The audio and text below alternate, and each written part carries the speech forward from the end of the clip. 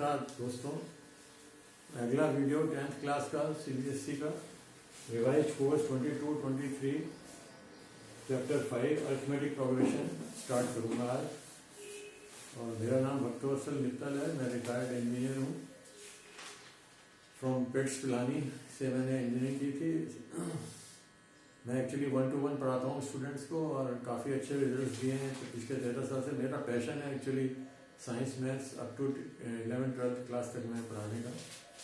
और मैं बच्चों ने अच्छे रिजल्ट्स भी दिए हैं कईयों ने, लेकिन मैं ग्रुप में नहीं कोचिंग पढ़ाता हूँ। लेकिन अभी इसीलिए जो बाकी स्टूडेंट्स हैं मैं देख रहा हूँ कि उनको भी फ़ायदा हो जाए, इसलिए मैंने ये स्टार्ट किया है। I hope it is will help you some way. Now let us start from chapter 5 arithmetic progression of पूरा ही चैप्टर इसमें कोर्स में है जहाँ तक मैं समझता हूँ। तो मैंने इसको पॉइंट वाइज लिखा है। तो पहले लिखा है कि अरिथमेटिक प्रोग्रेशन को शॉर्ट में एपी भी कहते हैं। What is AP? तो एपी को वैसे डिफाइन तो अरिथमेटिक प्रोग्रेशन की तो इंग्लिश में आप पूरा कह दोगे, लेकिन इसको होती क्या है? This is a series. There are so many types of series you will see in the higher classes. AP है, एचपी है, जीपी है, मे बी मोर सीरीज। तो यहाँ ये अभी हम स्टार्ट करते हैं अरिथमेटिक प्रोग्रेशन। सिंपल सीरीज है अरिथमेटिक की, जिसमें first term is a, second term is a plus d and d is some value real number. Son a plus 2d third term है। इसमें वही डी जो है 2 टाइम्स मल्टीप्लाई हो जाता है। मतलब हर एक में एक एक डी जुड़ रहा है। फर्स्ट टर्म में एक डी, कोई भी डी नहीं है। सेकेंड में ए प्लस डी हो गया, थर्ड में ए प्लस 2d हो गया। और इसी तरह से ए अगर फोर्थ में लिखेंगे तो ए प्लस 3d हो जाएगा एंड सो ऑन। तो अनथ टर्म जो ए एन को अगर हम लिखें, अनथ लास्ट टर्म जो है तो अनथ माने उसको तो ए प्लस एन माइनस 1 हम देख रहे हैं। सेकेंड टर्म में डी एक है, थर्ड टर्म में 2 है, तो एक कम हो जाता है टर्म से। तो टर्म अगर एन है तो एन माइनस 1 इंटू डी हो गया। This becomes the formula also, जो कि मैंने थर्ड में लिखा है। A N equal to A plus N minus D, where A N equal to nth term. Condition for A B क्या होगी? D is a common difference, term as a common difference. A is term as the first term, A2 is the second term, यानी कि A plus D, A3 is third term, a plus 2d and an is equal to a plus n minus 1 into d. Now how d is a common difference, called common difference, and small a is called the first term. It can be a1 also, पर a क्योंकि सामने आ रहा है तो हम इसको a से define करते हैं। Condition for AP is common difference d जो है ये कोई भी successive term minus preceding term का डिफरेंस होना चाहिए। तो अगर हमें कोई AP चेक करनी है तो हम कोई 3 टर्म्स ले लेंगे। तो सेकंड टर्म फर्स्ट टर्म में घटा दीजिए, थर्ड टर्म सेकंड टर्म में से घटा दीजिए, फोर्थ टर्म में से थर्ड टर्म घटा दीजिए और देखिए कि d सेम आ रहा है या नहीं आ रहा। If d is coming same then the series in AP। अगर सीरीज AP में दी है तो फिर इसका आपने कोई यूज नहीं है, लेकिन सीरीज AP में नहीं है, सिर्फ दे रखी है। तो first you have to prove that the series in AP। उसके लिए आपको ये d 3 बार निकालने पड़ेंगे और अगर तीनों सेम आ रहे हैं then it is a AP series. तो ये nth टर्म निकालिए। nth से मतलब है कोई भी टर्म हो सकती है। n की कोई भी वैल्यू, आप 10 लिखोगे तो ये n इक्वल टू 10 हो जाएगा, यहाँ भी 10 माइनस 1 हो जाएगा। तो जिसे n is a notation, n is a notation जिसमें कि हम कोई भी टर्म को नोट कर सकते हैं, डिनोट कर सकते हैं। तो ऐसे तो ये एक फॉर्मूला तो ये हो गया कंडीशन वाला, d equal to an minus 1। First तो आपको AP सीरीज लिखनी आनी चाहिए। दूसरी थर्ड है an टर्म निकालनी आनी चाहिए। तो an equal to a plus n minus 1 into d and the fourth is sum of the terms आनी चाहिए। तो सम ऑफ द टर्म्स का मतलब है अगर फर्स्ट 10 टर्म्स, फर्स्ट 15 टर्म्स निकालनी है, सम निकालना है उनका, तो what is the formula? Derivation मैं नहीं बता रहा हूँ, it is easier, you can look into book, आराम से समझ में आ जाएगा। तो ऐसे नहीं equal to n/2 into twice a plus n minus 1 into d, ये इसका फॉर्मूला है। वैसे वेयर ऐसे नहीं सम ऑफ n टर्म्स। अगर आपको 10 निकालनी है तो यहाँ 10 लिखेंगे, 10 टर्म का सम लिखेंगे, यहाँ n इक्वल टू 10 हो जाएगा, ये भी 10 हो जाएगा और d और ये आपको निकालना पड़ेगा, यानी कि फर्स्ट टर्म का कॉमन डिफरेंस आपको चाहिए। नौ इसका एक और फॉर्मूला होता है Sn का n/2 equal to a plus l। Actually a plus l जो है, मैं अगर ये लास्ट टर्म है a plus l is nothing but this is also an equal to a plus l।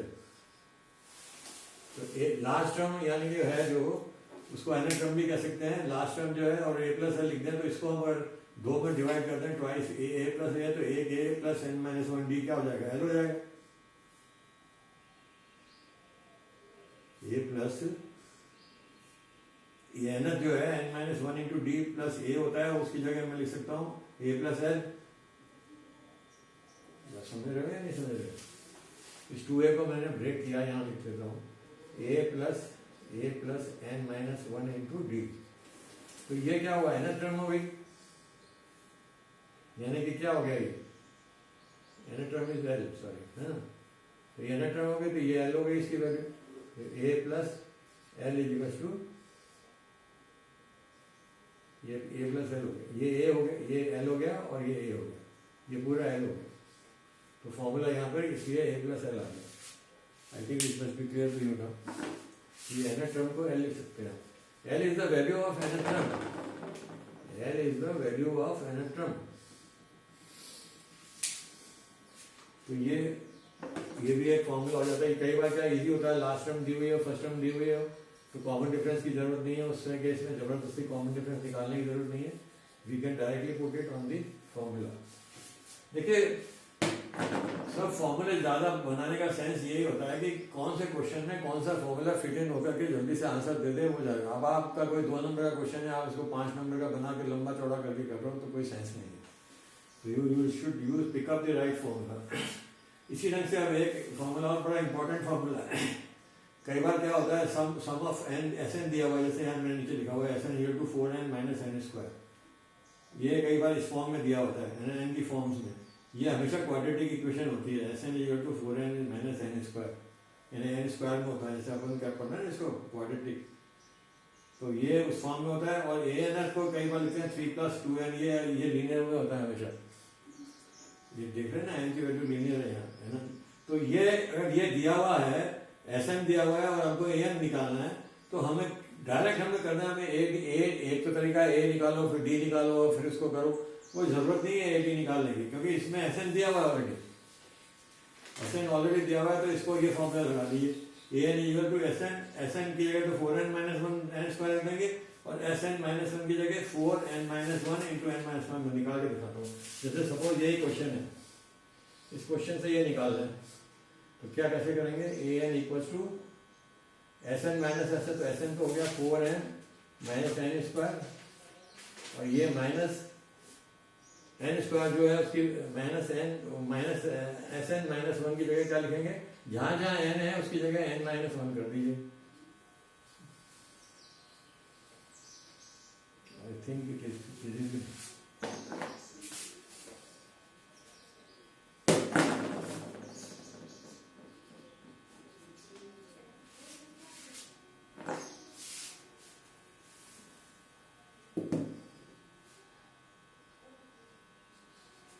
अब इसको आप सॉल्व कर लीजिए। तो 4n माइनस एन स्क्वायर, पहले तो ब्रैकेट का अंदर का बॉडनेस के हिसाब से पहले अंदर का खोल लीजिए, बाद में साइन आ रहे भाई क्या हो जाएगा, इसमें से n माइनस वन कॉमन आ गया, तो खोल लेना है, ठीक है। 4n माइनस 4 माइनस n, ये अब मैं खोल रहा हूँ तो डायरेक्ट n स्क्वायर हो जाएगा, फिर प्लस वन है तो माइनस हो जाएगा, और माइनस आएगा तो प्लस 2n हो जाएगा, ठीक है। और ये हो जाएगा 4n minus n square minus 4n plus 4, sign change रहेंगे अंदर के, प्लस 1 माइनस 2n। अब इसमें आप कंबाइन कर लीजिए, इसको सिंप्लीफाई कर लीजिए। मैं यहाँ लिखता हूँ ए एन क्या हो जाएगा,